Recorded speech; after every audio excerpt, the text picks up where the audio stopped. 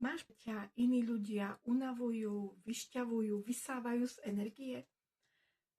Nie je to až tak o nich, ako o tebe a ty môžeš vedome pracovať so svojou energiou, so svojím stavom, ako koho kedy pustíš do svojho priestoru energetického. A tam môžeš si predstaviť také priehľadné plexisklo, za ktoré tí vysávači nevstúpia. A daj mi potom prípadne vedieť, ako sa ti darí uchrániť si svoje hranice, pretože nikto iný ich za teba nenastaví. A je tu priestor aj pre zvedomenie si, že s akými ľuďmi sa stretávaš a či nie je tu priestor preto tie stretnutia obmedziť alebo ukončiť.